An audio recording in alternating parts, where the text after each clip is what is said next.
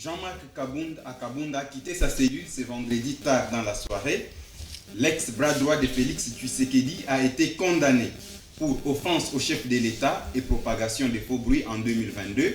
Il a purgé sa peine. Maintenant, il a recouvert sa liberté. Est-il l'élément central qui manquait à l'opposition pour finalement bousculer les pouvoirs, à l'amener aux actions plus concrètes sur terrain? Jean-Marc Kabound, ses retours, pourra-t-il changer les tractations politiques avec ces nouveaux dialogues qui pointent à l'horizon?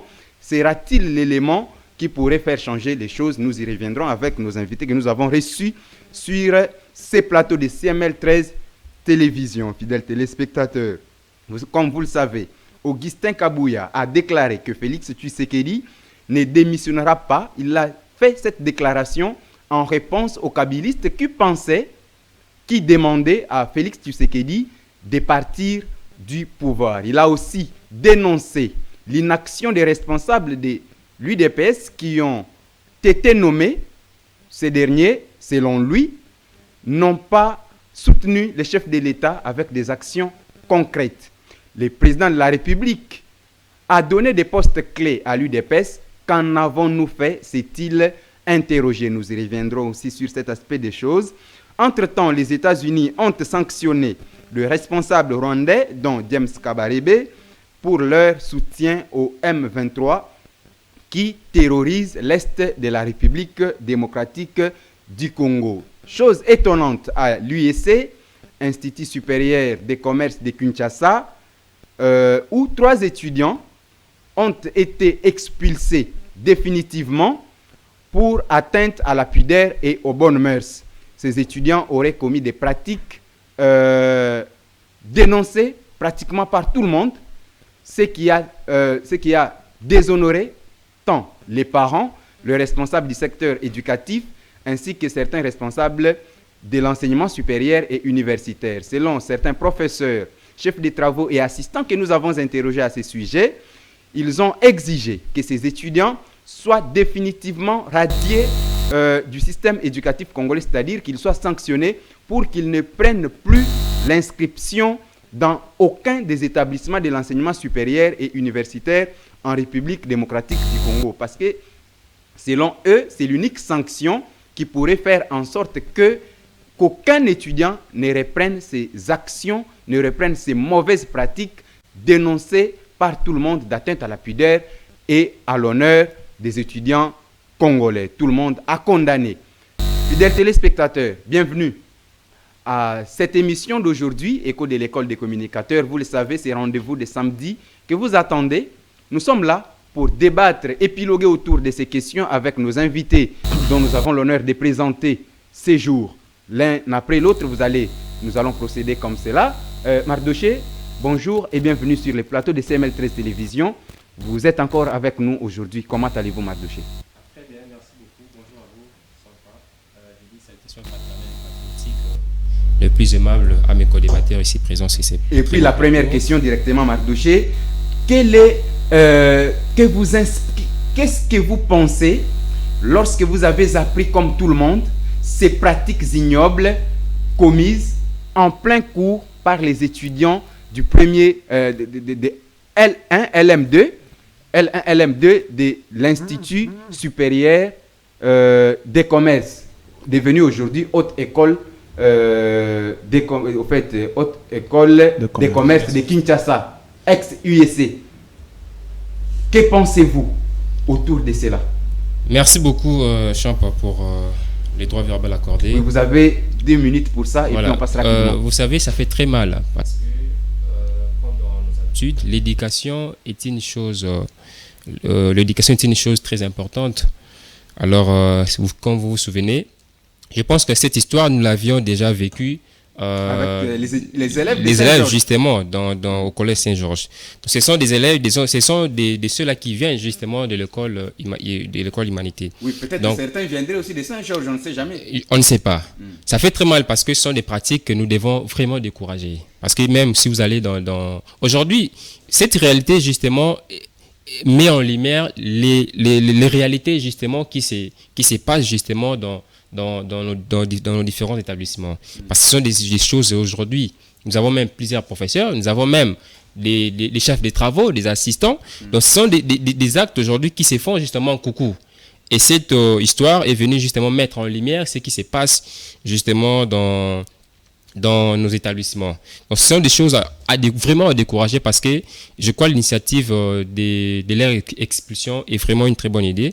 Et nous devons aujourd'hui, même l'État congolais, devrait même dans différentes universités renforcer justement le mesure sécuritaire. Ouais. Parce que s'il y avait même justement des caméras de sécurité, des surveillants, je pense qu'on n'aurait pas dû tomber dans cette heureusement que l'étudiant qui a pris l'initiative de filmer, c'était aussi une forme de dénonciation sous silence. Et c'est ce qui a fait que ces mauvais étudiants soient détectés et expulsés de l'université, au fait de l'institut justement.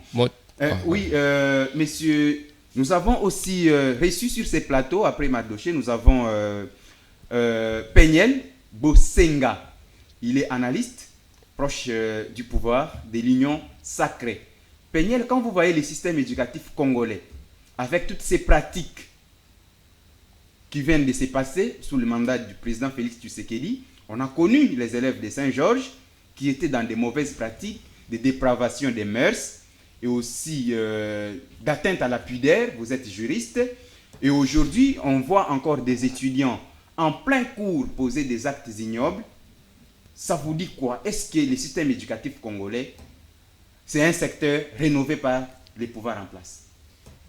Merci beaucoup pour la parole accordée. Oui, vous avez des... Oui, allez-y rapidement. Vous allez vous rendre compte que moi, j'ai été estomaqué d'avoir aperçu ces genres de pratiques. Ce sont des actes, ce sont des vécus cliniques académiques. Donc, c'est-à-dire, ça s'est fait du jour au jour. Ce sont des réalités, n'est-ce pas, étudiantines. Le problème est que c'est la publicité qui a fait en sorte que nous puissions le voir ainsi et que ces gens-là puissent être sanctionnés. Même si ces étudiants-là sont sanctionnés, moi je crains. Parce qu'il y a plusieurs universités, cette décision-là n'a pas fait en sorte que l'on ne puisse plus les accepter dans notre université. Ils sont en L1. L'IEC a un avantage par rapport aux autres universités. Il peut se faire que après l'IEC, ils choisissent d'aller s'inscrire à d'autres universités, même aux provinces même. Vous voyez, moi je voudrais à ce que cette décision puisse interdire même à d'autres universités nationales de les accepter. Et aussi, n'est pas seulement les sanctionner d'une manière académique comme ça, non, parce que ce qu'ils ont commis, c'est une infraction prévue, n'est-ce pas, par le code pénal congolais. Vous allez vous rendre compte que c'est l'outrage public aux bonnes mœurs. Ils ont porté atteinte, n'est-ce pas, à ce qu'on appelle aux bonnes mœurs. Vous voyez, qu'est-ce que nous allons faire? Il faudrait les réprimer. Réprimer et aussi de ne plus accepter. Parce que lorsqu'on va activer ces genres de trucs, vous allez vous rendre compte que d'autres auront peur, d'autres étudiants. Parce que ce sont des trucs qui se font du jour au jour. Vous voyez, ce n'est que la publicité parce qu'on le sait. D'ailleurs, beaucoup se passe, nous ne les savons pas. Donc, c'est-à-dire, lorsqu'il y aura des sanctions, même pour l'air condamné 6 mois d'emprisonnement, même cette fille-là ne passera plus aux réseaux sociaux dire ce qu'elle a dit, que ce n'était pas ça et qu'on sort. Non, ils auront peur. Et d'autres étudiants auront aussi peur parce que là, vous voyez les réseaux sociaux. La question qu'on peut se poser, quand la fille dit que ce n'était pas ça, mais quelle est l'intention de celui qui a pris son téléphone et filmé quand on sait qu'un stylo peut tomber et qu'elle peut le ramasser? Tous avions été à l'université. A-t-on déjà vu un collègue, un camarade, prendre son téléphone et filmer un autre collègue qui ramasse son téléphone, son stylo ou son objet tombé? J'étais tantôt disant que ce sont des pratiques. Donc, c'est-à-dire, ils les font du jour au jour. Ce n'est pas pour la première fois. Donc, c'est-à-dire, l'autre là avait prémédité de pouvoir le faire un jour. Parce qu'il aurait vu ça, la perpétration du même acte du jour au jour. Et il s'est pris soin de dire non, aujourd'hui, je dois pouvoir essayer de prendre une vidéo pour d'ailleurs prouver aux autres personnes qui ne savent pas. Parce que si c'était interuniversitaire, peut-être l'académie aurait dû dire non, bo panzangote. Et tu as entre biso, to bongisa pour la réputation à l'université. Vous voyez, mais lui, il a quand même publié pour prouver à suffisance qu'il y a des gens qui n'étudient pas. Les parents, vous envoyez vos enfants à l'université, il faut aussi les contrôler à la maison. L'éducation, c'est ça. Merci en fait. Daniel. Shadrach Maoué, si vous prenez aussi la parole, vous êtes analyste et juriste aussi à l'université de Kinshasa.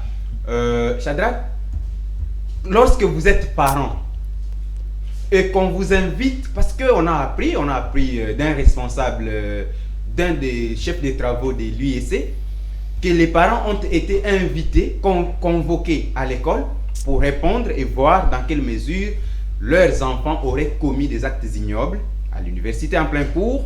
Vous êtes parents et qu'on vous appelle pour vous exposer les faits commis par votre élève, par votre fils ou votre fille, parce qu'il y a 2 filles et un seul garçon. Lorsqu'on apprend ça, lorsque les DG vous transmet de tels messages, vous montre de telles vidéos, en tant que parent, comment vous pouvez vous sentir et quelle serait la réputation de votre famille? Ok, merci beaucoup, cher Jonas, pour la parole accordée. Je profite aussi pour saluer mes co-débatteurs, mais également les téléspectateurs qui nous suivent. Ce qui est sûr, cet acte, c'est un acte déplorable. C'est un acte qui fait naître beaucoup d'indignation. Et ça mérite que nous puissions vraiment manifester une certaine rigueur à l'égard de ces actes. Mais une chose est vraie, Jonas, j'aimerais ici que nous puissions savoir que jusque-là, les preuves qui sont à notre disposition ne nous permettent pas, moi en tant que juriste, de pouvoir marteler ou dire que ces gens sont réellement coupables. Il faut une action pénale pour ça. Je ne parle pas vraiment d'une action pénale, mais il faut que nous puissions... Comme l'a dit l'autre juriste. Effectivement, parce que les faits qui leur sont reprochés sont constitutifs d'une infraction. Ouais. Mais nous sommes juristes et nous le savons. Toute personne qui est poursuivie en justice bénéficie d'abord de la présomption d'innocence jusqu'à ce que sa culpabilité soit établie. Et c'est au juge de constater cela.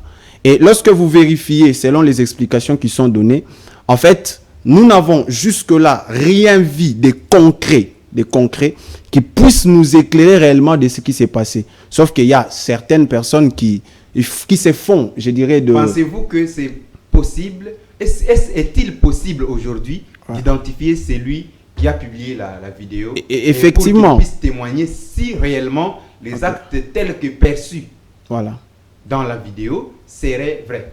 Effectivement, j'aurais voulu que l'on puisse aussi laisser la place à ces étudiants-là de fournir leurs moyens de défense, qui nous expliquent réellement qu'est-ce qui s'est passé, au lieu d'aller vite en besogne en exerçant des sanctions, comme j'ai entendu peut-être notre co-débatteur d'en face, de les exclure même de toutes les universités. Là, ça sera de trop, ça sera un peu de trop. Et également, il faudra signaler que aujourd'hui, l'immoralité sexuelle au sein de nos institutions, surtout académiques, ne plus je dirais, à présumer. C'est quelque chose qui est devenu de plus en plus concret, de plus en plus fréquent. Et même les autorités qui sont censées peut-être exercer de la rigueur à l'égard des étudiants, la plupart se retrouvent même impliqués dans ces genres d'affaires. Et que dirions-nous de points sexuellement transmissibles aujourd'hui? À mon humble avis, nous faisons face à un système. C'est un système. Alors aujourd'hui, exercer la sanction à l'égard des 2 étudiants ne nous permettra pas de résoudre le problème. Il faut que nous puissions aller, c'est là que même je vais proposer, il faut que nous puissions renforcer les mécanismes de l'éducation à la citoyenneté. L'homme congolais n'est pas éduqué, il n'inculque pas les valeurs citoyennes, parce que quelqu'un qui a des valeurs citoyennes ne peut pas s'exposer à ces genres d'actes. Parce que pas seulement que ça expose l'institution dans laquelle ils sont, mais également ça expose le pays. Oui, Shadrach Mawessi, vous avez suivi, chers fidèles téléspectateurs, nos invités découragent formellement ces actes ignobles et veulent que ceci ne se répète plus. Parce que nous allons, dans les tout prochains jours, si tout va bien, samedi prochain, nous organiserons une édition spéciale sur les systèmes éducatifs congolais, les pratiques qui s'y font, surtout au niveau de l'enseignement supérieur et universitaire, afin d'approfondir ces sujets, parce que ce n'est pas la première chose. Qui sait si ces pratiques dénoncées aujourd'hui, mises au clair aujourd'hui, sont une répétition d'actes qui n'ont pas été vus, comme l'a signalé Peignel, qui a parlé de la publicité autour de cet événement. C'est seulement parce que ça a été mis à jour que c'est connu de tous. Alors, ce qui se passe dans des cachettes, on ne sait pas. Il y a des chefs de travaux, des assistants, des professeurs et consorts qui sont aussi, dont aussi la responsabilité pourrait être déterminée dans les cas de points sexuellement transmissibles, ce qui est à décourager parce que ça n'honore pas la République. Shadrach, vous gardez la parole. Jean-Marc Kabound a été libéré. Il a été condamné depuis 2022. Il a purgé sa peine à la prison centrale de Makala. Il est aujourd'hui un homme libre. Quand on sait aussi tout ce qu'il y a comme tractation autour du dialogue qui se profile avec l'initiative de l'ECC et de la SENCO, pensez-vous que cette opposition taxée d'opposition YAPT pourrait cette fois-ci avoir une force sur terrain pour booster les pouvoirs à faire des actions plus concrètes, comme ça a été le cas avec l'UDPS de 2016? Bon, déjà, je dois les signaler que aujourd'hui, le profil de Jean-Marc Kabound ne lui permettra pas d'être à la hauteur d'une opposition qui puisse nous aider à avancer. Comment ça? Parce que ce qui est sûr, Jean-Marc Kabound est le produit aussi du système. Il est le produit du système. Et d'ailleurs, il vient du système. Mais il est en dehors. Il a été dans les affaires. Et parce que ses intérêts ont été peut-être touchés, il s'est décidé de se retirer. Et c'est là que je vais dire, on doit arrêter avec cette politique-là de se placer derrière les intérêts mesquins, individuels. On doit se surpasser pour voir l'intérêt national. Et quelqu'un comme Jean-Marc Kabound aujourd'hui ne pourrait pas, à mon humble avis, être un outil efficace de l'opposition face au pouvoir en place. Parce que lui-même a dealé avec le pouvoir en place. Et d'ailleurs, moi, jusque-là, j'ai toujours remis en cause sa sincérité dans ce qu'il fait. J'ai comme l'impression qu'il y a un jeu qui se joue là. Lequel? Le dessous des cartes, justement. Effectivement. Quel pourrait être vous pensez que c'est un futur élément que Félix Tshisekedi préparerait? Entre guillemets, je penserais comme ça. Parce que jusque-là, vous allez vous rendre compte que nous sommes en train de jouer à un jeu de théâtre. Il s'agit juste d'un seul caméléon, mais qui change de couleur. Comment ça?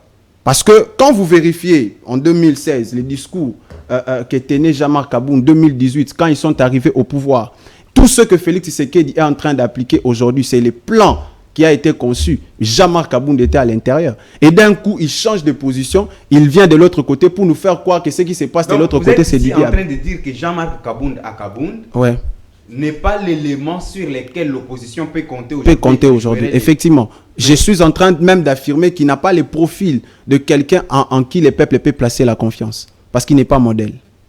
Il n'est pas modèle. Voilà. Selon vous. Oui. Peignel, vous avez vu l'opposant qui hier était avec vous. Je voulais dire, vous n'êtes pas de l'UDPS, mais qui hier était avec vous, c'est-à-dire, il était bras droit de Félix Tshisekedi depuis 2018, avant son départ en 2022, à la suite de sa conférence de presse, tenue, je crois bien, si j'ai bonne mémoire, le 18 février 2022. Il a été arrêté et emprisonné. Aujourd'hui, il est de retour. Est-il l'élément sur lequel vous fondez votre projet de l'Union sacrée, comme l'a dit Shadrach? Oui, merci beaucoup. Encore une fois de plus, cher Jonas, parce que je comprends que jusqu'à présent, les gens ne comprennent pas ce qui se passe dans la politique congolaise. Déjà, Kabound n'est pas plus que leader que d'autres leaders qui n'étaient pas incarcérés ou condamnés. D'autres leaders sont là, qui sont même plus que Kabound. Mais qu'est-ce qu'ils ont fait pour la situation sécuritaire à l'est du pays? Ils n'ont rien fait. Est-ce que Kabound, après sa libération, il aura à faire quelque chose? Non, on ne dit pas ça. On ne dit pas non plus qu'il est inutile, parce qu'il connaît l'histoire. Nous savons d'où vient Kabound. Qu'est-ce qu'il a fait dans la politique congolaise? Qu'est-ce qu'il a ajouté? Ah oui, il était, n'est-ce pas, emprisonné. Il avait ces diarrhées verbales qui avaient fait en sorte qu'on puisse l'emprisonner. Oui, la justice a été faite. Aujourd'hui, il est libre. Oui, il continue sa politique librement. Non, on n'a aucun problème là-dessus. Je n'ai rien à dire. Je ne peux pas venir ici pour dire que non, Kabound aujourd'hui, comme il est maintenant libre, il va venir directement dire stop, la guerre et la guerre prend fin. Non, là, on ne le croit pas. Il viendra comme tout politique, comme Kabouya, comme Kamere, comme et tous.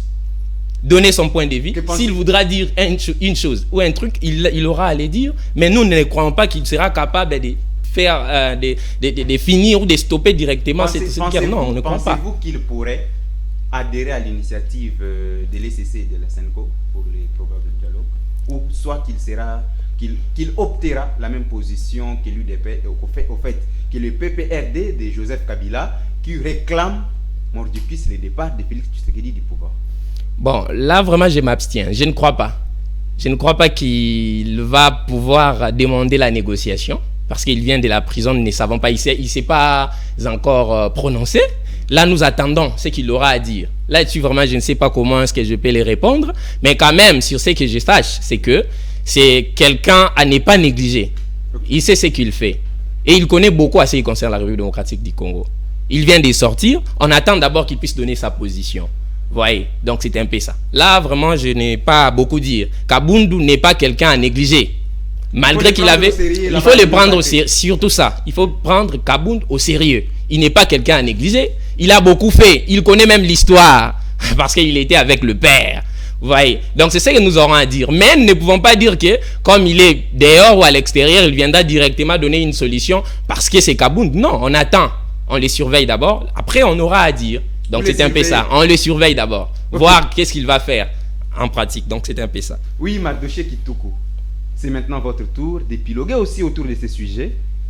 Du retour de Jean-Marc Kabundu. Mais je voudrais que vous puissiez aussi enchaîner directement avec les déclarations d'Augustin Kabouya, secrétaire général. Il s'est fait appeler maintenant président AI du parti présidentiel. Augustin Kabouya qui a fait des dénonciations sur l'inaction aussi bien des membres de l'Union sacrée en général, mais aussi et en particulier de l'UDPS qui a eu selon lui des postes clés que le chef de l'État leur a donnés et que ces derniers n'aident pas le président de la République. Par contre, ils ont commencé à créer des fondations, des associations, des dynamiques pour leurs propres intérêts, alors que le chef de l'État serait, si on peut donner ici les noms dits d'Augustin Kabouya, c'est que le chef de l'État est seul aujourd'hui sans parti au premier cercle. Que pensez-vous du retour d'Augustin, de Jean-Marc Kabundu d'abord et puis enchaîner avec Kabouya? Merci beaucoup, Champa, pour le temps d'avoir accordé. Vous savez, moi je l'ai dit dans mes interventions, secourir son frère dans les moments difficiles est une chose importante qui, chacun de nous, devrait être animé justement par cette façon de faire. Aujourd'hui, comme l'a dit mon cher ami ici, que Kabundu n'est pas quelqu'un à négliger. Tout justement, parce que, vous savez, moi, je suis justement serein dans ma logique. Kabundu a été dans les affaires, oui. Mais Kabundu aujourd'hui est quelqu'un que je pourrais dire qu'on peut justement, comme l'a dit mon cher ami, le surveiller et puis essayer de lui redonner la confiance qu'il avait perdue justement. Qui va lui redonner cette confiance quand on sait que entre lui et Tshisekedi, ça ne va pas? Suivez-moi bien. Il est maintenant opposant. Non, je parle de la population. Moi, je ne parlais pas du président. Okay. À la population de lui donner confiance. Voilà, parce que Kabundu a été dans les affaires. Et Kabundu, nous l'avons tous suivi. Kabundu a décrié justement ce qui s'est passé justement dans ces régimes. Donc Kabundu a été dans les affaires. Kabundu a justement décrié les systèmes. Kabundu a même déclaré quand il fut deuxième vice-président. Premier vice-président de l'Assemblée nationale. Il touchait plus de $200 000 par mois. Moi, je vous poserai la question, qui d'entre nous, quel est ces ministres, ou quel est le député, ou quel est celui-ci qui a justement crié si haut dans tout ce qui s'est fait justement dans les systèmes. De cette histoire de la réduction du train de vie des institutions aujourd'hui, où en sommes-nous? Nous l'avions d'ailleurs dit plusieurs fois parce que moi, vous savez, ce sont des choses aujourd'hui que Tshisekedi a compris vraiment en retard. Parce que nous l'avons soulevé plusieurs fois. Qu'aujourd'hui, en regardant justement la situation sécuritaire, il était justement crucial au gouvernement de justement réduire la vie des institutions. Si vous prenez la loi budgétaire de l'année 2024, il semblerait que le député, les émoluments d'un député passent de $21 000 à $33 000. Aujourd'hui, combien... Très exorbitant. Aujourd'hui, combien toucherait un ministre, un conseiller de la République, un président de l'Assemblée nationale? Et aujourd'hui, ils sont en train justement de manipuler justement la population à faire l'effort de la guerre. À faire l'effort de la guerre, mais aussi, il y a même des initiatives. Bon, au fait, on ne peut pas décourager la population à contribuer pour son armée, quoique que ce ne soit pas une bonne approche pour l'État de quémander des fonds sécuritaires auprès de la population. Mais si c'est volontaire et que les gens ont ces besoins-là, on ne peut pas les en empêcher. Mais en faire tout un secteur de mobilisation des recettes pour l'effort de guerre, Moi, je pense que ça ne pourrait pas peut-être être bien, mais Tout quel juste- est votre avis Tout justement, Champa. Parce que vous savez, c'est une honte. Aujourd'hui, ils sont en train justement de demander à la population à mobiliser les fonds. Mais moi, j'aurais voulu à Il y ce a des que... églises qui contribuent déjà. Mais bon, je sais pas, mais c'est une honte. Ce sont des actes à décourager. Parce qu'un grand pays que nous sommes, moi, j'aurais même voulu à ce que... Parce que le Congo leur a tout donné. Là, nous l'avons déjà dit. Le Congolais, aujourd'hui, ils sont ministres, mais qu'est-ce qu'ils ont fait de la vie de la population? Ça, c'est une chose à craindre. Aujourd'hui, moi, j'aurais voulu à ce qu'ils commencent d'abord à vendre tous leurs biens qu'ils ont. Ils ont des villas par-ci, par-là, à l'extérieur du pays. Ils ont aujourd'hui des véhicules. Ils ont aujourd'hui des maisons qui coûtent des millions. Mais oui, Alors, si justement, ils veulent justement aider notre armée à finir avec cette guerre, qu'ils commencent d'abord à vendre tous leurs biens. Ça serait une très bonne chose. Oui, parce mais- qu'ils demandent aujourd'hui la population à contribuer. Oui. Mais combien gagne justement, combien gagne un fonctionnaire de l'État? Vous voyez, ça serait des trop. Alors, moi, j'aurais voulu à ce que... Oui, enchaîner avec... Voilà. J'aurais voulu à ce que d'abord qu'ils commencent à vendre tous leurs biens et ça serait une très bonne chose. Ça va encourager nous les autres qui avons justement cette... Augustin Kabouya accuse l'UDPS de bloquer, de ne pas avoir aidé les chefs de l'État. Mais vous savez, Augustin Kabouya, moi je l'ai toujours vu comme quelqu'un qui s'est perdu de vue. Qui s'est perdu. Je l'ai toujours vu comme quelqu'un qui s'est perdu depuis longtemps. Parce Comment que ça? Kabouya ne sait pas ce qu'il dit ou ce qu'il prononce justement Oui. dans ses discours. Aujourd'hui, ils ont justement conduit M. Tshisekedi à l'échec. Ça, c'est vrai. Mais Kabouya, aujourd'hui, qu'est-ce que Kabouya a fait justement? Kabouya a écarté plusieurs personnes. Ce sont des réalités que nous avons sur la table. Kabouya a écarté plusieurs personnes. Aujourd'hui, ils ont échoué, justement, comme Kabouya l'a dit, ils sont passés dans des créations de fondations et tout. Ça, c'est une chose vraiment à décourager. Parce que aujourd'hui, M. Tshisekedi, nous l'avons dit qu'il est mal entouré, qu'il était mal entouré. Et il devrait encore revoir cela. Parce que aujourd'hui, si vous voyez ce qui se passe justement à Goma et à Bukavu, sont aujourd'hui des actes vraiment à ne pas encourager. Parce que la population est tout justement seule. Nous ne savons pas qu'est-ce que nous allons faire. Tshisekedi a été mal conduit. Là, c'est vrai, Kabouya l'a dit. Tshisekedi a été mal entouré. Kabouya n'a fait que dire la vérité. Tout justement. Même Félix devait aussi écarter Mais justement qu'est-ce que les Augustin chefs de Kabouya. l'État doivent faire D'abord- maintenant là que son propre parti reconnaît qu'il n'a pas été soutenu? Parce qu'on veut préciser une chose. Cette émission reçoit généralement des scientifiques. Et en scientifique, nous voulons dire qu'il y a des auteurs qui ont émis plusieurs pensées autour des actes de langage, ce qu'on appelle les actes discursifs, les discours notamment. Et vous avez un auteur, John Austin, qui a écrit un excellent ouvrage, Quand dire, c'est faire. C'est-à-dire que il y a certains énoncés qui désignent déjà ce que ça veut dire en le prononçant. D'où il classe les performatifs et les constatifs. Des performatifs, par exemple, vous me dites, il y a Peniel qui vous dit, demain j'irai à l'émission. Donc pour que Peniel vous dise que demain j'irai à l'émission, il faut qu'il ait d'abord l'invitation de l'émission et il faut qu'il passe effectivement cette émission-là pour qu'on sache que ce qu'il a dit est vrai. Il y a aussi des constatifs comme quelqu'un qui vous dit, sur le plateau, il y a 4 personnes. Là, ça doit soit être vrai, soit faux. Vrai dans le cas où il y a 4 personnes, faux dans le cas où il n'y a pas 4 personnes. Donc les constatifs et les performatifs. Voilà, je voudrais finir. Alors, comme vous l'avez dit, ce que devrait faire M. le Président de la République, il devrait démissionner. Il devrait se retirer justement pour sauver sa réputation. Mais Kabouya a dit que le chef de l'État ne démissionnera pas malgré que l'UDPS ne le soutient presque Kabouya n'a pas commencé à dire ce qu'il dit. Il n'a pas commencé ça aujourd'hui.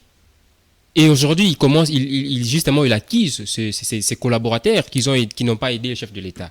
Alors, M. le Président, ce qu'il devrait faire maintenant, là, c'est de laisser le pouvoir à une autre personne. Merci. Aujourd'hui, pour citer justement, M. Tshisekedi, il devrait se retirer parce que, comme si vous allez dans l'histoire, le fait Etienne Tshisekedi avait proposé à Mobutu de se retirer en 1996. Et donc, nous souhaitons aussi à M. Tshisekedi de se retirer justement pour donner la place à une autre personne qui pourra justement relever les défis. Merci Marc de Kitoko, vous êtes membre de l'école des communicateurs structure scientifique, cette grande machine scientifique du recteur Louis-France Kouzikessa, DG de CML13 Télévision. Merci. Et en parlant des constatifs, justement, les actes de Kabouya peuvent à la fois être placés comme des constatifs. On voit l'action parce que l'action est visible, palpable. Le soutien est visible et palpable. Ce n'est pas une sorte de promesse, un soutien. On peut les constater. Donc ce sont des constatifs. Et les constatifs, il est soit vrai, soit faux. Et on voudrait voir ici d'autres responsables de l'UDPS contredire Kabouya sur ces faits-là pour qu'on sache réellement si ils ont ou pas soutenu le chef de l'État, ou soit Kabouya a raison. Et en venant les contredire, on voudrait voir, parce que là, c'est une sorte d'évaluation qui va se faire. Et là, on saura dégager leurs responsabilités. Est-ce maintenant que les responsables de l'IDPS ont cessé de soutenir le chef de l'État, ou c'est depuis 2019, le jour où il a prêté serment, Peniel Bosenga? Pensez-vous que c'est maintenant là, ou c'est depuis longtemps, depuis le début du premier mandat du chef de l'État? Parce qu'à l'époque, on entendait dire que c'était Kabila, FCC Cash, vous vous souviendrez, et que c'était Katumbi à un moment, à une époque. Aujourd'hui, maintenant, c'est l'UDPS. Que pensez-vous? D'accord, merci beaucoup. Je vais d'abord essayer de rétorquer certains dires de mon frère Mardoché, oui, parce que je ne sais pas, qu'est-ce qu'il a évoqué pour pouvoir dire que le président devrait démissionner avec ses temps ici. Il s'est fondé sur les arguments peut-être du PPRD. Là c'est grave. Là, c'est grave d'affirmer de tels propos parce que vous allez vous rendre compte que quand est-ce que vous pouvez dire que le président va démissionner? Parce que vous demandez une démission, étant donné que le pays est en guerre, vous voulez remplacer qui? Que l'on puisse partir prendre Nanga pour venir avec Nanga, donner Nanga le pouvoir, ou à Nanga le pouvoir. Maintenant, qu'est-ce que vous voulez à cette heure ici? Avec tout ce que le président est en train de faire. Quand si le président démissionne, qui prévaut la loi. C'est ce que je suis en train de dire. Là, nous savons, il y a le Sénat, il y a quoi, ils vont tenir compte de tout ça. Mais moi, je vais ceci. À ce temps ici, nous n'avons pas besoin de démission et consorts. Non, vous aviez parlé de ça depuis longtemps. Et la personne qui devrait, après avoir démissionné, la personne qui devrait remplacer le président de la République, on va d'abord l'étaler ici. Il est aussi, n'est-ce pas, incompétent. Donc, nous ne sommes pas là-bas. Il est aussi on va en parler. Donc, dans les cas on va en parler. On va en parler. C'est ce que moi je suis en train de dire. Non, attendez, c'est ce que moi je suis en train de dire. Parler de la démission maintenant là, je ne suis pas d'accord. Et je ne le serai jamais. Avec tout ce que le président est en train de faire en pratique, en action, vous avez totalement tort. Monsieur Peniel, je vous relance. Mon nom est Doché. Là, je vous relance, monsieur Peniel. Ok. Vous dites que dans la pire des hypothèses où Tshisekedi démissionné, comme le réclame le PPRD, la personne censée le remplacer à ses postes est aussi incompétente. Il s'agit du président du Sénat, l'ancien premier ministre Sama Lukonde. Oui. C'est un incompétent. Bien sûr, bien évidemment, mais je vais m'expliquer après. Allez-y. Que l'on puisse d'abord terminer ce que nous sommes en train de dire. Parce que depuis là, vous avez vu, depuis que Sama Lukonde est là, qu'est-ce que Sama Lukonde est en train de faire? 0 sur 0. Moi, je ne trouve rien de grave. Mais on va en parler. Que je puisse d'abord finir avec cette idée-là. Parce que moi, je ne trouve pas l'occasion de venir dire que le président va démissionner parce que nous n'aurons jamais un président tel que celui-ci qui n'a pas accepté les sangs du peuple congolais. Il n'a pas accepté que la guerre puisse... Bon, on a même ces sujets-là, on va l'aborder. Que la guerre puisse acclamer ici. Il a essayé de finir ses combats, cette guerre ici, par la diplomatie. Ces derniers temps, on l'appelle les stylos et les papiers. Quelqu'un qui sait comment faire pour pouvoir résoudre un problème. Zelensky n'a pas pu. Les Netanyahou frappent là-bas et tous ils n'ont pas pu. Mais quand même...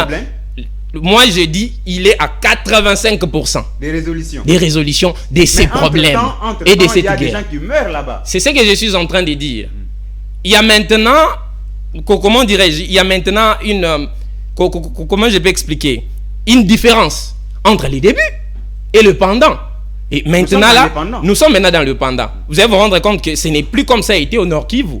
Et il y a des choses qui sont en train de se passer. La situation actuelle là-bas? La situation actuelle est différente. Pourquoi? Parce qu'il y a eu des sanctions. On va en parler, il y a eu ces sujets. Les FRDC. Il y a eu des sanctions aux gens qui donnaient la force même à cette guerre. Et chaque jour, les gens mouraient. Et ces sanctions-là ont fait en sorte que nous puissions voir que l'allure qu'avait le combat, la guerre, n'est plus la même. Vous voyez? N'est plus la même. C'est là où moi je suis. Peniel. Oui. Est-ce que le FRDC ont repris l'une des localités occupées par les rebelles du M23. Maintenant, là, ce que le président est en train de faire, on va reprendre les tout. Nous n'avons pas besoin de répandre une des localités. Non, c'est ce que nous sommes en train de voir. Lorsqu'il y a déjà un pas, c'est-à-dire il y aura deuxième, il y aura troisième. Avant, il n'y avait pas de sanctions. Le président a utilisé, c'est pourquoi il a toujours aimé la Bible. Dieu dit, parlez, criez, jour au jour, jusqu'à ce que je vais vous répondre. Et le président a crié. Il a dit non, je ne vais pas combattre tel que ils veulent. Les opposants, jusqu'à présent, ils sont opposants. Hein. Qui? Les pays en guerre, mais ils sont quand même opposants. Ils veulent la démission du président de la République. C'est ce que nous ne voulons pas. Maintenant, là, nous voulons être unis. Unis, c'est-à-dire donner, n'est-ce pas, des pistes et des solutions, pousser le président de la République à des résolutions du problème que nous avons. Et c'est ce que le président a fait. Il est allé chercher une diplomatie. On souriait ici, les autres étaient en train, n'est-ce pas, de croire que le président est en train de blaguer, mais nous avons quand même vu les résultats. Aujourd'hui, il y a des sanctions. Et quelles sont ces sanctions-là? Les sanctions-là ont un impact, vous voyez, sur la guerre. Revenez à ma Et question. à ce qui concerne Kabouya, moi je pense qu'il n'a pas raison. Il n'a pas raison de pouvoir dire ainsi, parce que jusqu'à présent, nous trouvons que le président lui-même ne sent pas le fait d'être seul. Depuis qu'il a commencé, non. Lui-même, il s'est dit que je suis le garant des bons fonctionnements des institutions. Et je travaille comme tel. Et je ne suis pas seul. Ils sont ensemble. Ils se donnent du coup. Parce que si vous allez dire qu'aujourd'hui le président travaille seul, moi je vais vous demander, cette ministre des Affaires étrangères, je vais vous demander qui est celui-là qui est comparable, n'est-ce pas, à Moutamba. Je vais vous demander qui est celui-là qui est comparable à Bemba, qui chaque jour ne dort pas. Il marche pour soutenir le président de la République et sa vision et cette guerre puisse les faire finir. C'est ce que nous sommes en train de dire. Revenez au cas de l'UDPS. L'UDPS, oui. Moi je pense qu'il n'a pas raison. Parce que le président lui-même ne s'est pas affirmé. Il n'a pas dit que non, je suis seul. Non, il n'a pas raison. Moi je pense qu'il n'a pas raison.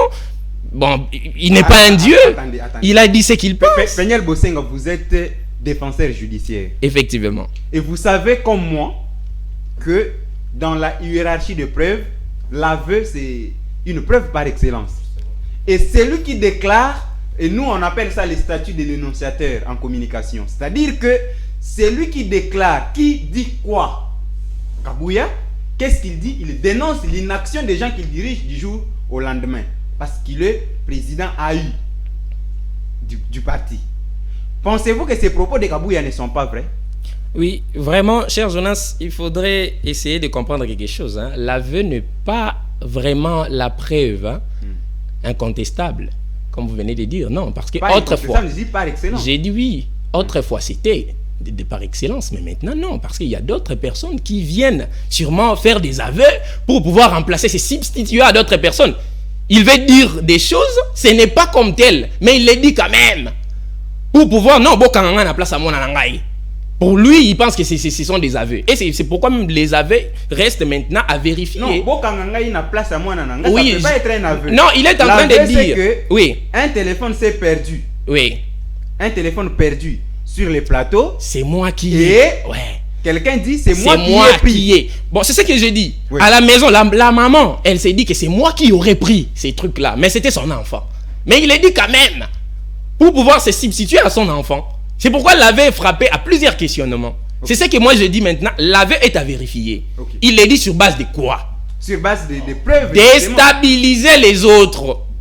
Il l'a dit sur base de quoi? Donc vous pensez que Kabouya aujourd'hui, oui, au lieu de chercher la paix, oui, pour que le chef de l'État ait un soutien incontestable de sa propre famille politique, Kabouya déstabilise les autres auprès du chef de l'État. On n'a pas ce temps-là, nous autres, à cette terre ici, de dire que celui-ci ne travaille pas. Vous voyez, hein, l'enfant qui accuse les autres à la maison, c'est celui-là le plus mauvais. Il faut faire maintenant attention. Pourquoi vous accusez les autres? Mais toi, qu'est-ce que tu fais? Tout le monde a l'UDPS, justement. Oui, maintenant à cette terre ici, qui accuse qui? Et c'est pourquoi moi je suis contre. Si le président lui-même ne vient pas dire que non, je suis délaissé, je suis seul, venez m'aider, l'UDPS m'a laissé, là on va accepter. Il a délégué Kabouya. Non, je ne crois pas. Je ne crois pas. Il a toujours eu des diarrhées verbales. Voilà, je le crois, c'est sa manière qu'il puisse continuer. Mais pour moi, oui, pour moi, je ne le crois pas à 100%. Oui, non, ce sont mes opinions et je suis libre, c'est un droit. C'est un droit. Je pense que Kabouya a dit ça pour s'aimer encore du désordre. Mais c'est temps, nous n'en avons pas besoin. Nous avons besoin des gens qui viendront dire non, on est à un moment de guerre, l'État n'est plus, n'est-ce pas, au contrôle, au rendez-vous, que nous puissions rester unis, que ce soit de l'UDPS, que ce soit vous qui êtes de la Mouka, que ce soit de l'Union sacrée, que tout le monde devrait être un pour pouvoir maintenant solutionner les problèmes que nous avons et non de partager, diviser pour mieux régner. Non, ce n'est pas notre problème. Pensez-vous aujourd'hui qu'Augustin Kabouya, vous allez chuter par là en 30 secondes, oui. Augustin Kabouya a raté sa matinée politique pour avoir dit que c'est l'UDPS qui... L'UDPS ne soutient pas le chef de l'État? Oui, il a totalement raté. Déjà, son intention, vous voyez, son intention dolosive a fait en sorte que il puisse venir déstabiliser en quelque sorte, dénigrer les autres. Vous voyez, hein, lui, il voulait se faire parfait. En voulant tout gagner, c'est le risque de tout perdre. Nous sommes anglophones, on parle de Grace Paul, Louzol comme ça. Ce sont des termes. Quand vous voulez tout gagner, avoir la confiance du chef, avoir tout en vous, vous allez pouvoir déstabiliser les autres. Or, c'est quelque chose que le maître ne voit pas. C'est quelque chose que lui-même, le président, ne voit pas. Donc, il a totalement échoué. Il n'allait pas dire ça. On n'est pas dans ces moments-là. Maintenant, là, essayer de conscientiser et les jeunes, les travailleurs, toutes sortes, n'est-ce pas, des gens, qu'ils puissent, n'est-ce pas, essayer de nous aider à arriver pour que le président de la République puisse trouver des solutions à ce que nous avons mené. Merci, Peniel Bosenga, pour ces pertinentes analyses. Fidèles téléspectateurs, vous êtes branchés, connectés, vous regardez les magazines du samedi, Écho de l'école des communicateurs, dont nous avons l'honneur de vous présenter Shadrack Mawesi. Vous avez la parole, Shadrack. L'UDPS n'aide pas l'UDPS. L'UDPS ne soutient pas son propre président parce qu'il est l'émanation, quoique n'exerçant pas, quoique étant mis en disponibilité pour avoir été élu à la magistrature suprême. Mais le président de la République reste quand même membre de l'UDPS, membre du parti, parce que c'est ce parti qu'il a porté au pouvoir. Et aujourd'hui, son président AI dit que les membres qui ont tout eu du parti, tout ce qu'il y a comme poste clé des ministères régaliens, ces gens n'aident pas les présidents. Au lieu de soutenir les actions du chef de l'État, au lieu de proposer des dynamiques, des politiques, ainsi que des programmes dans leur secteur respectif, pour pouvoir redonner du sourire au peuple congolais, il crée des fondations, des associations, des dynamiques pour que chacun puisse assouvir ses propres besoins, comme vous l'aviez dit tantôt. Cher Jonas, j'ai suivi religieusement les propos de notre camarade Peniel. Et je me suis rendu compte que l'UDPS en réalité est dans un cercle vicieux. Lequel? Vous vous rendez compte que nous sommes partis d'une logique des accusations vers les gens de l'extérieur. Et maintenant là, c'est une accusation qui s'est faite au niveau interne. On s'accuse entre eux. Et lorsque vous vérifiez encore le fond de son discours, vous vous rendez compte que l'UDPS, à l'ère où nous sommes, ou l'Union sacrée en général, à l'ère où nous sommes, n'a plus un discours cohérent. Il n'y a plus de cohérence. Il y a de l'incohérence. De l'incohérence. Comment l'avez-vous détecté? Quelle est cette incohérence? Et d'ailleurs, il est des principes que lorsque vous voulez comprendre la position d'un acteur politique, suivez ce que disent les gens qui sont aux alentours de cette personne. Et aujourd'hui, Kabouya est la personne la mieux placée. C'est parmi les plus rapprochés du président Félix Tshisekedi. Et quand Kabouya parle, c'est Tshisekedi qui parle indirectement.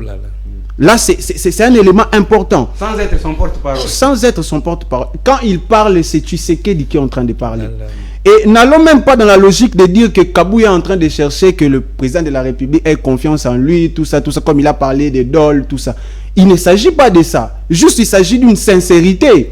Parce qu'en réalité, l'UDPS, depuis 2018, qu'ils sont entrés au pouvoir, il ne permet pas au président de la République, si je pourrais le dire en quelque sorte, de pouvoir mettre en place ce qu'il pensait. Parce que jusque-là, Félix Tshisekedi avait de bonnes intentions dès le départ. Mais il s'est retrouvé face à une machine politique qui ne l'a pas aidé à mettre en exergue. Pourquoi n'a-t-il pas cherché des éléments exogènes? J'y arrive. Pour l'aider. J'y arrive parce que les responsabilités sont partagées. Parce que vous allez vous rendre compte que c'est le même discours que Kabila a tenu à la fin de son mandat. Il a dit, si j'ai échoué, je n'ai pas eu autour de moi 15 bonnes personnes. Et quand Tshisekedi en a combien? Attendez, et quand Félix Tshisekedi entre au pouvoir, il prend encore les mêmes personnes qui avaient travaillé avec Kabila. Qui avait échoué. Qui avaient échoué. Qui n'étaient pas des bonnes personnes d'après les propos de Kabila. C'est eux qui ont travaillé avec Tshisekedi pendant le premier mandat. Notamment celui qui avait sauté les premiers à l'époque. Et puis, il réclamait le Sénat qu'il a justement eu au premier mandat du président Félix Tshisekedi. Et aujourd'hui, il est malade, hospitalisé. Au fait, il est maintenant à l'extérieur du pays pour des soins médicaux. Voilà. On le sait très bien. Et à ce jour, il ferait aussi partie des manques de 15 personnes que Kabila avait décriées. Effectivement, ils sont nombreux. Ils sont nombreux. Et le problème avec l'IDPS, c'est que l'IDPS ne s'est jamais préparé par rapport au pouvoir. C'est ça le problème. La gestion de la res publica ne nécessite pas que la bonne volonté. Il faut qu'il y ait le savoir-faire, l'intelligence. Nos amis de l'IDPS ne se sont pas préparés par rapport au pouvoir. Il y a un problème de compétences. Parlant de l'intelligence, Shadrach. Effectivement. Je vous relance, vous allez y revenir. Ouais. J'ai suivi un responsable religieux dire que tu dessinais tu savais tenir les compas à l'école, dessinant, mais aujourd'hui, fais les mêmes exercices et donne-nous à manger. Oh, tu étais intelligent, tu ne voulais pas partager des réponses, ainsi de suite. Donne-nous à manger aujourd'hui. Mais non. C'est l'intelligence qui est à la base de tout. Voilà. Même l'argent. C'est l'intelligence. C'est l'intelligence. On ne peut pas créer l'argent sans avoir été intelligent. Voilà. Toute personne qui réussit dans sa vie, qui a des moyens, c'est le fruit de l'intelligence. L'intelligence vue sous différentes formes, qui est cette capacité de trouver solution à ses propres problèmes. Voilà. Et si vous avancez aussi, cher Jonas, je vous ai dit que la responsabilité est partagée. Et en français, on dit qu'il n'existe pas de mauvaises troupes. Il n'y a que des mauvais chefs. Parce que la troupe n'exécute que les plans d'action du maître. Exact. Et lorsque déjà il y a des insuffisances au sommet, la machine politique qui est censée appliquer la politique n'appliquera qu'avec des cacophonies aussi. Et ça, c'est un problème grave. Et aujourd'hui, on ne doit pas que parler des associations qui sont en train de créer. Parlons aussi des détournements. Parlons aussi des projets qui ne sont pas réalisés. Kabouya n'a pas dénoncé ces détournements, donc faites allusion. C'est là que je vous ai dit, le discours de l'IDPS n'est pas cohérent. Il y a un problème de donc, cohérence. Il aurait fallu qu'Augustin Kabouya, après avoir dénoncé l'inaction des membres de son parti vis-à-vis des actions du chef de l'État, il aurait fallu qu'il dénonce aussi également les détournements. Qu'il dénonce cela. Parce qu'aujourd'hui, la situation dans laquelle nous nous retrouvons, en grande partie, est provoquée par les actions de nos amis de l'IDPS. Ça, on n'en parle pas. Et d'ailleurs, je vais y arriver. Lorsque Kabouya tient son discours dans sa matinée politique, là, il dit, si aujourd'hui nous vivons la guerre que nous sommes en train de vivre, c'est parce que le président Félix Tshisekedi déciderait d'interrompre avec 60 millions que la République démocratique du Congo versait au Rwanda par rapport à l'accord de 2012 qui a eu lieu entre le gouvernement congolais et le M23, que le gouvernement congolais commençait à verser 60 millions par an. Retenez ça bien, Jonas. 60 millions par an. Et le président de la République a interrompu ça. Et voilà pourquoi le M23 réagissent comme ils sont en train de réagir. Mais dernièrement, il y a Patrick Mouyaya qui est en train de dire que lorsque les M23 ont récupéré les différents territoires qu'ils ont récupérés, dès lors, ils ont commencé à gagner par jour 64 millions. 64 millions. Alors, je vous pose la question, entre les deux mâles ici, quel est le mâle le plus favorable? C'est lequel? Je vous pose la question, réfléchissez, entre perdre 60 millions par an, le sang n'est pas versé, on ne touche pas à la population, voilà, et commencer à perdre les territoires de manière successive avec 64 millions par jour entre les deux mâles. Je qualifie ça de mal, je ne soutiens aucun, mais je veux que nous puissions réfléchir de manière cohérente pour que nous fassions le choix du mal le plus doux pour nous. Pour l'instant, parce que sur le plan intérieur, nous ne sommes pas préparés pour la guerre. Vous êtes en train de l'évoquer ici. Regardez comment est-ce que nous sommes en train de cotiser les fonds pour soutenir une armée régulière. Ça veut dire que si aujourd'hui nous allons dans la confrontation, on ne sera pas à la hauteur. Alors il faut aller dans la logique de la négociation. Et s'il faut aller dans la logique de la négociation entre les deux mâles, quel est le mâle le plus favorable? C'est à vous de répondre aux questions. Mais répondez-moi. Je laisse même mes minutes à l'ami, il va nous répondre. Entre les deux mâles, quel serait le mâle le plus favorable? Le mal reste le mal. Vous n'allez pas venir ici nous donner un choix qui est le mal. Et c'est gravissime d'écouter ça. C'est un mal. Vous voulez que nous choisissions quoi? Nous voulons la diplomatie pour stopper les tout. Nous voulons mettre fin au récupère tout. mes Il minutes. parle de C'était comment juste faire. Non, pour il m'a une donné. question. Il parle de comment faire. Non, Attendez, c'est pas ça. j'arrive. C'est la négociation qui va nous amener à à ça. la diplomatie. J'ai dit ceci. J'ai C'est la donné le négociation minute qui va pour nous qu'il donner ça. réponde et que je réagisse. Mais la diplomatie pourra mettre fin à tout ça. Réagissez. Mais comment? Rentrons à la diplomatie. Allez-y, Mais vous m'avez donné mes s'il vous plaît. Je pars encore dans la diplomatie dont on est en train de parler ici. On a sanctionné, Quelle sanction? Vous allez... Quelle sanction? On a sanctionné James Kabarebe.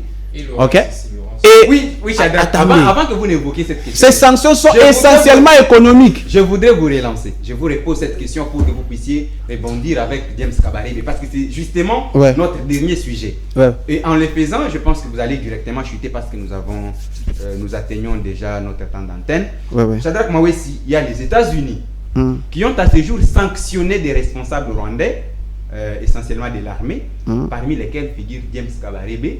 C'est cet homme qui a aussi été chef d'état-major général dans notre pays, qui connaît le système sécuritaire de notre pays, sanctionné aujourd'hui par les États-Unis d'Amérique. Quel peut être l'impact de ces sanctions sur la résolution tant attendue, le rétablissement de la paix dans l'Est de la République? Cher Jonas, permettez-moi de revenir pendant 2 secondes allez-y, sur la rapidement. question de la démission. Aujourd'hui, j'estime que la démission de Félix Tshisekedi ne nous aidera pas aussi. Au contraire, ça va encore nous plonger dans la chute. Oui. Ok?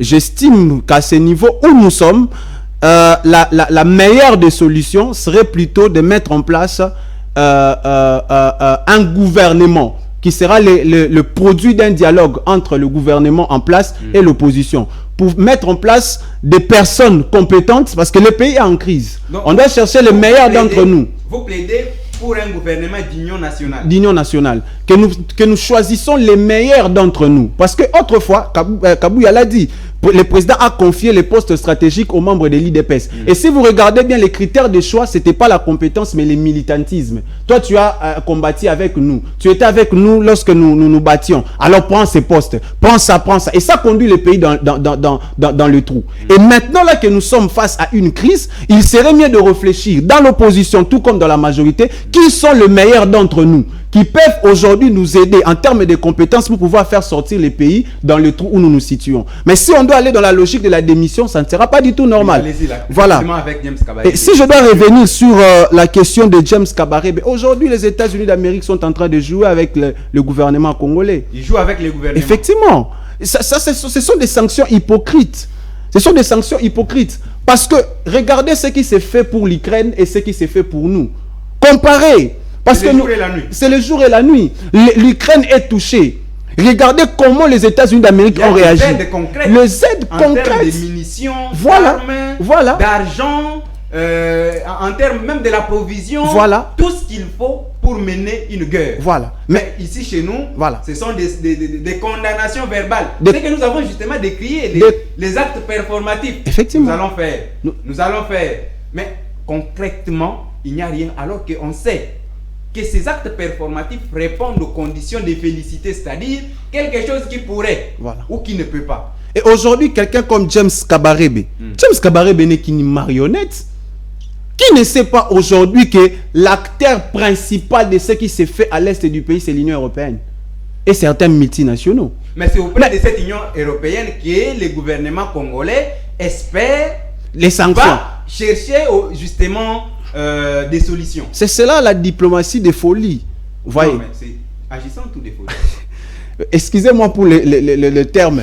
Permettez-moi d'être libre dans mes opinions.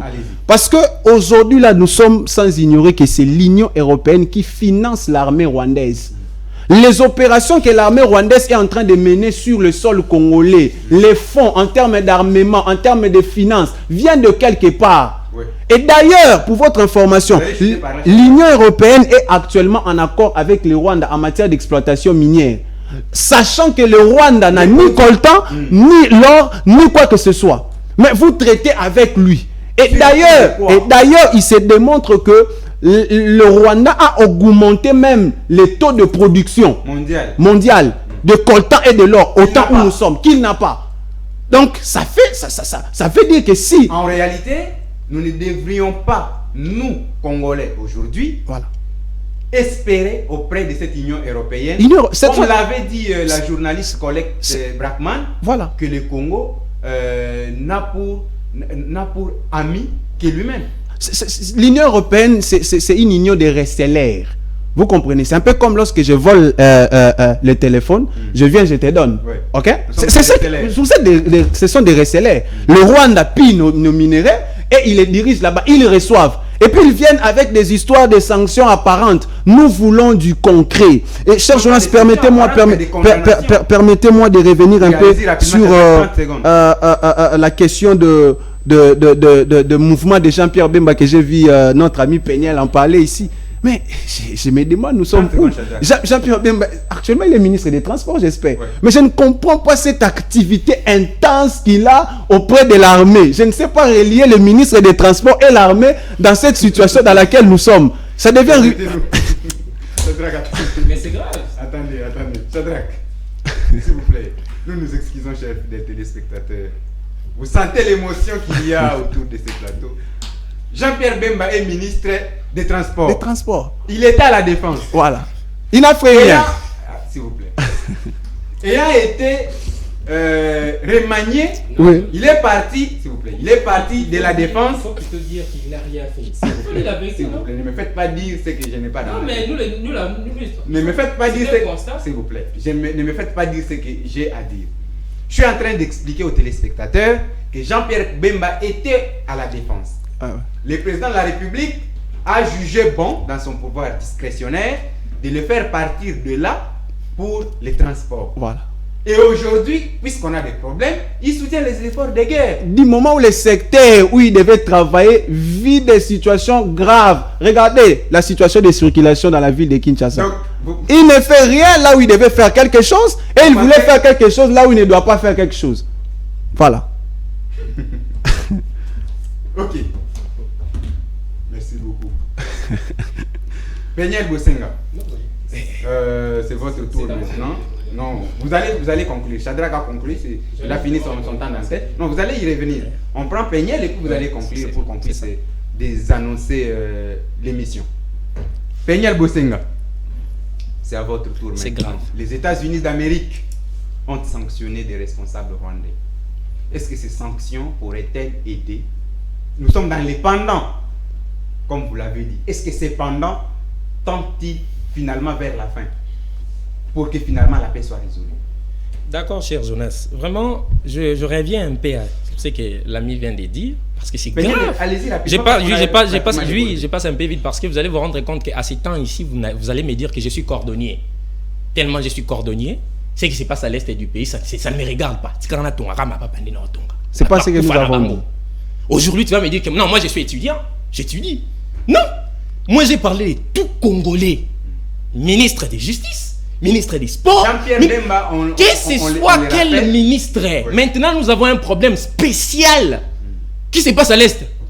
Ils sont en train d'arriver. Oui. J'ai dit, ici, ce n'est pas le problème du ministère des Transports. Ce n'est pas un problème de prérogatives. Non. Il y a un problème qui est spécifique. Même si j'étais ministre des Transports, même si j'étais ministre de quoi, maintenant là nous avons un problème. On doit d'abord tout laisser. Allez-y d'abord chercher à résoudre ces problèmes-là, mon cher ami. Comment est-ce que vous avez dit ces choses et vous êtes en train de rigoler? Vous êtes à l'aise et c'est grave. Mais on va revenir plus tard. Oui, on parle ici maintenant des sanctions. Ces sanctions ici ont plusieurs impacts. Un impact énorme. Pourquoi? Parce que l'ami a parlé. Il a beaucoup essayé de dire des choses, mais il n'a pas explicité, il n'a pas compris qui est James Kabarebe et qui est l'autre là, Kanyuka, Laurence. Kanyuka n'est pas n'importe qui. Vous voyez cette guerre ici? Ce ne sont pas seulement des armes. Ces guerres ici sont, n'est-ce pas, économiques et aussi de manière informatique, ou de l'information, je dirais, pas informatique. C'est-à-dire, Kanyuka n'est non seulement porte-parole de M23 et de l'AFC au niveau international. Parce que c'était quelqu'un qui savait désinformer, démasquer tout ce qui se passe à l'est de la République démocratique du Congo. Vous allez vous rendre compte qu'à l'échelle internationale, on ne sait pas à qui donner la responsabilité. Pourquoi? Parce qu'il y a des éléments qui sont là, n'est-ce pas, pour essayer de démasquer ce qui se passe à l'est de la République démocratique du Congo. D'autres vont dire que c'est Kabila, d'autres vont dire que c'est Kagame, d'autres vont dire que c'est Nanga. On ne sait pas où c'est substitué. Comment est-ce que maintenant on va essayer de donner des sanctions au Rwanda? Or, il y avait des gens, il y avait des éléments qui sont là. Que Kagame, qui est le commanditaire, a envoyé pour faire quoi? Essayer d'abord de démasquer ce qui se passe. Il y a des pillages des ressources minières. Lui, il va aller à l'échelle mondiale, au niveau international, pour dire il n'y a rien. Il n'y a rien. Donc, il s'est démasqué. Mais Peignet, tout ce qui se passe. puisque vous l'avez évoqué. Oui. Allez-y. J'ai dit ceci. En matière économique, il est économiquement fort de manière exponentielle, ce type-là. Si vous ne le connaissez pas, Kanyuka. Il finance les M23 et l'AFC. Mais comment est-ce qu'il le fait? Parce qu'il a ses entreprises. Il a ses entreprises, notamment au Royaume-Uni, aux États-Unis et comment dirais-je, en Angleterre ou comment. Bon, j'ai parlé de Royaume-Uni. Vous allez vous rendre compte que Kanyuka, comme il est là, c'est ces entreprises-là qui faisaient en sorte qu'ils puissent financer les M23. Ça, et maintenant, on a bloqué ça. Il y a des sanctions, oui. etc. C'est pour vous faire voir que, n'est-ce pas, tellement la guerre n'est pas seulement armée, mais c'est aussi économique et comment je dirais, des moyens de l'information. Ici, on aura de l'information claire et l'organisation internationale ou l'échelle mondiale pourra voir que non, ici, il y a un commanditaire et c'est au commanditaire qu'on doit maintenant donner des sanctions. Ça ne serait plus quelqu'un comme ça qu'on ne voit pas et on ne comprend pas. Là, on comprend. Les commanditaires, ce sont les responsables de l'Union européenne. Shadrach, s'il vous plaît. Mais il y a des sanctions. On va désannoncer l'émission. Comment est-ce qu'ils vont maintenant sanctionner les responsables? Permettez-moi que je passe la parole aussi à Mardoché Kitoko. Mardoché, vous avez la parole maintenant autour des sanctions pour qu'on puisse justement chuter. Quel est votre aperçu? Je sais que vous avez des choses vous allez rebondir sur les propos de vos prédécesseurs, mais prenez 3 minutes pour nous permettre. Donnez-moi les mêmes temps d'antenne. C'est justement le temps d'antenne que Peignet a pris et que chacun. Voilà, merci beaucoup. Vous allez chuter par là, oui, allez-y. Attendez, vous savez, j'ai pitié pour mon ami Peignet qui est en train de balbutier justement, il ne se retrouve pas. Je vais répondre rapidement. Il a parlé de ce qui se passe à Goma. Mais moi, je crois que mon ami s'il n'est pas informé ou ignore les réalités justement qui se passent à Goma. Vous vous souvenez du discours du président de la République l'autre fois qui avait dit que Goma ne tombera pas. Que non, voilà, nous avons l'armée qui va. Et encore, pire encore, il est venu encore dire que non, il y aura une riposte. Rigoureuse. Qui est en cours. C'est très grave. Qui est en train de se préparer. Justement, mais après combien de jours vous savez, ces régimes, il n'y a jamais eu de verbe conjugué au présent. Ce sont des performatifs. Tout justement, il n'y a jamais eu de verbe conjugué au présent. Ils sont au futur simple. Il y aura, je ferai, nous ferons, vous verrez. Nous sommes fatigués de tout ça, mon cher. Vous êtes en train ici de dire que les actes de langage du régime sont des performatifs. C'est grave. Très peu sont constatifs. Il a parlé de Bemba aussi. Qu'est-ce que Bemba était justement ministre de la Défense, mais qu'a fait Bemba? Donc vous comprenez, aujourd'hui vous ne pouvez pas parler de Bemba comme exemple. Nous devons plutôt d'abord encourager la dame Thérèse qui fournit beaucoup d'efforts. Oui, prenez les sanctions rapidement. 1 minute. Les sanctions aujourd'hui, comme a dit mon ami ici, vous savez, sont des choses que nous devons tout justement ne pas croire. Les États-Unis d'Amérique, l'Union européenne justement joue. C'est comparable aux sanctions que Mende et consorts avaient écopées. Voilà. Justement. Donc ça n'avait apporté rien du tout. Rien du tout. Et mon ami ici est en train justement de jeter des fleurs justement aux Américains. Non, ils se foutent de nous. Nous devons nous prendre en charge, comme on a dit. La diplomatie agissante. Et on s'il vous plaît, Peignet. Vous avez parlé, justement, vous plaît. Vous avez parlé de la diplomatie ici. Entre-temps, vous parlez de la diplomatie, nous avons nos frères qui se font tuer à Goma, à Bukavu. Vous ignorez ça, cette réalité-là. Les femmes violées. Les femmes violées. Nous avons cette guerre aujourd'hui. Ce que je souhaiterais justement au président de la République, comme je vous ai dit, mon cher ami, il doit devoir soit démissionner, soit appeler justement, rassembler tout le monde. Ça aussi, c'est une nécessité. C'est très important. Appeler au dialogue. Aujourd'hui, tout justement, aujourd'hui, Kabou est en train d'accuser le PS. Mais or, dialoguer avec qui? Ce que dit, il veut justement réunir tout le monde, même si aujourd'hui Kabila est diable. Il doit quand même appeler parce qu'il s'agit de nous Congolais. Aujourd'hui, nous ne pouvons pas qualifier Kabila comme diable, comme Moïse Katumbi. Non. Ce que je suggère au président de la République, c'est d'appeler tout le monde, de justement revoir la situation et puis voilà. Merci Marc Boucher. Merci fidèles téléspectateurs. Nous arrivons pratiquement vers la fin de cette émission Écho de l'école des communicateurs de ce samedi 22 février 2025. Mais permettez-nous, fidèles téléspectateurs, de vous annoncer quelque chose dans les secondes qui viennent. Nous remercions vraiment nos pertinents analystes qui sont sur ces plateaux, que nous remercions aussi le réalisateur de cette émission, Issa Kazaka, le directeur technique. Peignel, merci de ta participation. Merci Shadrach d'être venu sur ces plateaux de CML13 Télévision. Merci Mardoché. Merci beaucoup. C'est une tribune de jeunes. En tout cas, les actions qui sont prises aujourd'hui, ce sont des actions qui préparent, n'est-ce pas, les futurs. Et comme on a toujours dit, que la jeunesse, c'est l'avenir d'un pays. Et cette jeunesse a droit à la parole. Voilà pourquoi on organise ce genre de plateaux pour pouvoir ressortir cette intelligence et que les jeunes donnent leurs avis sur la marche du pays, sur ce qu'ils veulent que leur pays puisse être. Merci de nous avoir suivis. Nous avons aussi l'honneur de souhaiter un heureux anniversaire à Madame Laurette Konga, la mère de Ahmed plutôt et Ali, de la part de Issa Kazaka, le directeur technique de CML13 Télévision, le directeur technique adjoint. Et aussi Monsieur Guicha Kazaka, le communicateur du chef. Guicha Kazaka, le communicateur du chef. Il est là, vous êtes en train de le voir. Nous lui souhaitons aussi un joyeux anniversaire à ce jour. C'est également de la part du directeur technique adjoint Issa Kazaka. C'est donc les futurs, au fait, les grands frères de notre directeur technique. Vivez heureux, vivez 100 ans, Madame Laurette Konga et Monsieur Guicha Kazaka. C'en est fini pour ce samedi. À tout à l'heure et à la prochaine occasion. Restez fidèles sur les antennes de CML13.